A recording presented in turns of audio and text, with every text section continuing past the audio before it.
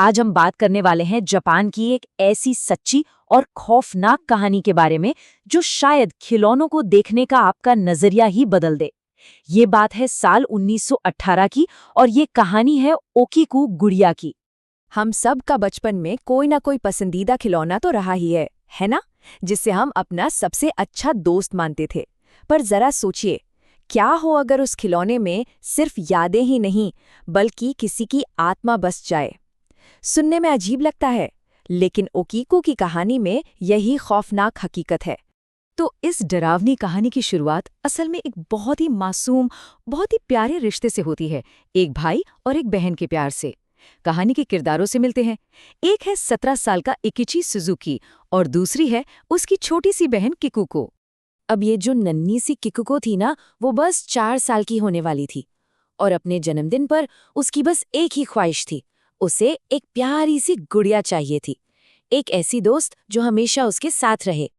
देखिए, सुजुकी परिवार की माली हालत कुछ खास अच्छी नहीं थी, वो लोग काफी गरीब थे, तो किकुको के माता पिता के लिए ये जिद पूरी कर पाना मुश्किल था।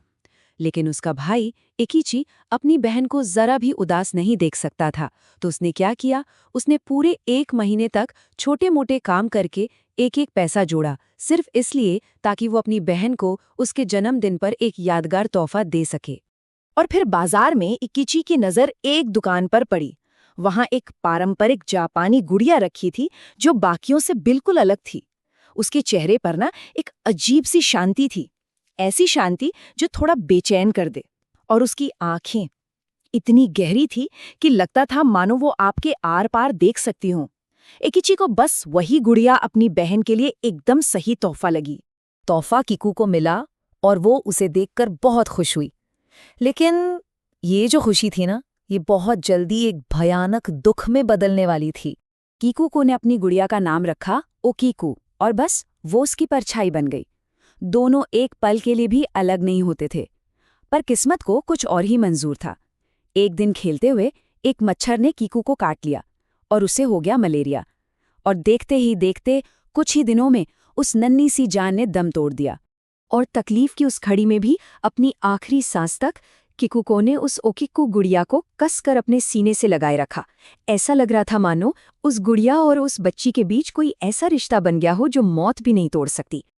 अब किकुको तो नहीं रही, तो परिवार ने उसकी याद में उस गुड़िया को घर में एक खास जगह पर रख दिया। लेकिन उन्हें इस बात का जरा भी अंदाजा नहीं था कि ये दरअसल एक ऐसे खौफ की शुरुआत थी जिसका कोई अंत नहीं होने वाला था।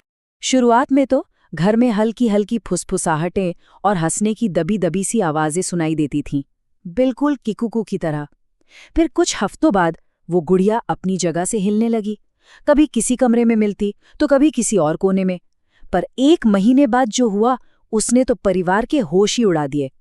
एक दिन इकिची गुड़िया को वापस शेल्फ पर रख रहा था कि उसकी नज़र एक ऐसी चीज पर पड़ी जिस पर यकीन करना नामुमकिन था। गुड़िया के बाल, जो पहले करीने से गर्दन तक कटे हुए थे, अब बढ़कर उसके कंधों तक आ गए थे। और सिर्फ यही नहीं, उनका रंग भी अब काला नहीं था, बल्कि इंसानी बालों की तरह भूरा और 2 मुहा हो चुका था। परिवार को लगा शायद ये उनका कोई वहम होगा, कोई नज़र का धोखा। तो इकिची की माँ ने एक कैंची ली और गुड़िया के बड़े हुए बालों को वापस पहले जैसा काट दिया। लेकिन उन्हें क्या पता था कि ये उनकी जिंदगी की सबसे बड़ी और सबसे खौफनाक गलती साबित होने वाली थी। और बस जैसे ही वो बाल कटे, मानो सुजुकी परिवार पर कोई अभिशाप टूट पड़ा। अब वो सिर्फ एक डर नहीं था, वो एक जीता जागता खौफ था। गुड़िया की हरकतें हर गुजरते दिन के साथ और भी ज्यादा भयानक होती जा रही थीं। एक रात डर से तंग आकर इकिची के पिता ने एक फैसला किया।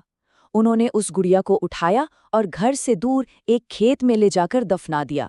उन्हें लगा, चलो अब ये किस्सा खत्म हुआ। पर वो गलत थे।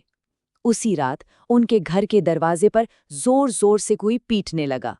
जब उन्होंने कांपते हुए दरवाजा खोला तो सामने दहलीज पर मिट्टी में सनी हुई वही ओकीकू गुड़िया खड़ी थी। और इससे पहले कि कोई कुछ समझ पाता या हिल पाता, उस गुड़िया के बाल अचानक तेजी से बढ़ने लगे और सांप की तरह इकिची के पिता की गर्दन से लिपट गए। वो उनका गला घोटने लगे और पूरा परिवार बेबस होकर ये खौफनाक मंजर देख रहा था। अपने पिता को मरता हुआ देखकर हताशा में इकिची के मुंह से बस एक ही नाम निकला। उसने पूरी ताकत से चीखकर अपनी बहन को पुकारा, किकुको, और यकीन मानिए जैसे कोई चमत्कार हो गया। अपनी बहन का नाम सुनते ही गुड़िया एकदम से बेजान हो गई और उसके बालों की पकड़ भी ढीली पड़ गई।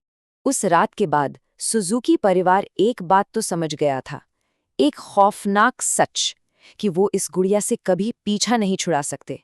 अब उनके पास कोई चारा नहीं था सिवाय इसके कि वो इसे अपनी किस्मत मान ले और इसके साये में ही जिए। और ये सिलसिला 1-2 दिन या 1-2 साल नहीं, पूरे 20 साल तक चला। 20 साल तक वो परिवार उस खौफ के साथ जिया और हर साल जैसे जैसे किकुको के जन्मदिन की तारीख पास आती, गुड़िया का आतंक और भी बढ़ जाता था। आखिरकार 20 साल तक ये सब झेलने के बाद सुजुकी परिवार ने हार मान ली। उन्होंने उस गुड़िया को पास के मैनंजी बौद्ध मंदिर के भिक्षुओं को सौंप दिया। शायद उन्हें उम्मीद थी कि आध्यात्मिक शक्ति ही इस अभिशाप का कोई हल निकाल सकती है। आज इस बात को 100 साल से भी ज्यादा हो चुके हैं और वो गुड़िया आज भी उसी मन्नंजी मंदिर में है। वहां के भिक्षु भी इस बात की पुष्टि करते हैं कि उसके बाल आज भी बढ़ते हैं और उन्हें नियमित रूप से काटना पड़ता है। पर कहानी यहीं खत्म नहीं होती। सबसे डरावनी बात तो अब सामने आई है। हाल के कुछ सालों में उस गुड़िया का मुंह धीरे धीरे खुलने लगा है और उसके अंदर असली इंसानी दांतों जैसे कुछ उगता हुआ दिखाई दे रहा है। तो सवाल आज भी वही का वही है, क्या उस गुड़िया में आज भी किकुको की दुखी आत्मा बसती है जो अपने खिलौने से जुड़ी है, या फिर उस मासूम से खिलौने के अंदर किसी और ज्यादा भयावह शक्ति ने अपना घर बना लिया है? इस सवाल का जवाब शायद हमेशा के लिए एक राज ही बनकर रह जाएगा।